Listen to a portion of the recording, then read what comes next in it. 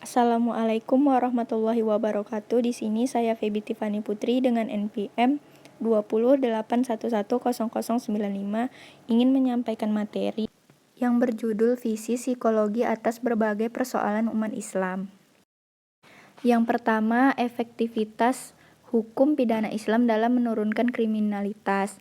Dituliskan nasnya dalam Al-Quran menurut Awardi Muslid 1986, hukum pidana yang termasuk jenis ini berlaku sepanjang masa dan tidak berubah karena ruang dan waktu. Hukum jenis ini tidak memberikan peluang kepada penguasa atau ulil amri untuk menetapkan hukuman yang menyimpang dari ketentuan-ketentuan yang telah ditetapkan oleh Al-Quran. Adapun jenis-jenis tindak pidana sebagai berikut.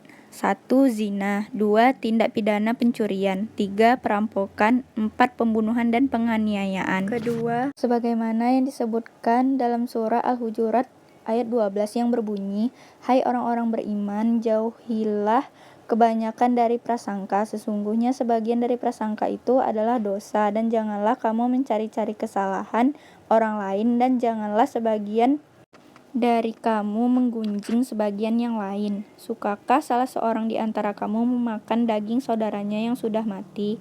Maka tentulah kamu merasa jijik kepadanya, dan bertakwalah kepada Allah. Sesungguhnya Allah Maha Penerima Taubat lagi Maha Penyayang." Yang ketiga, kehamilan remaja dan pendidikan seks Islami. Sumber masalah yang pertama, sikap dan toleransi masyarakat dan orang tua. Yang kedua, umur si ibu remaja. Yang ketiga, sosial ekonomi si ibu. Perlunya pendekatan preventif, yakni menanamkan dengan nilai-nilai agama. Yang keempat, psikologi untuk efektivitas dakwah. Dasar-dasar dakwah dalam Islam, yakni yang pertama dilakukan dengan hikmah, yang kedua sabar dan optimis, yang terakhir yang ketiga sikap mental yang positif. Berikutnya yang kelima adalah aplikasi psikologi dakwah untuk kaum du'afa, fuqara, dan masakin. Dampak psikologis kemiskinan di antara lain, yang pertama rendahnya pendidikan, yang kedua rendahnya aspirasi, yang ketiga muncul keputusasaan. Berikut strategi dakwah untuk orang miskin. Di antaranya yang pertama harus diiringi fasilitas dakwah, yang kedua perlunya regulasi mental, yang ketiga pengerahan dana untuk kelompok miskin. Materi terakhir yakni pengaruh puasa terhadap kesehatan jiwa, yang dimana bisa untuk mengurangi berat badan, pemupukan jiwa optimis, serta penyembuhan dalam kecemasan.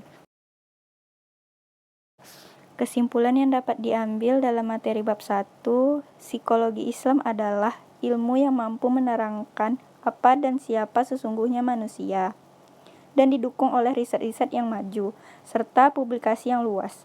Islam melalui Al-Quran, Sunnah Nabi, ditambah hazanah pemikiran Islam telah menyediakan bahan yang cukup untuk mengawali penyusunan suatu konsep psikologi Islam.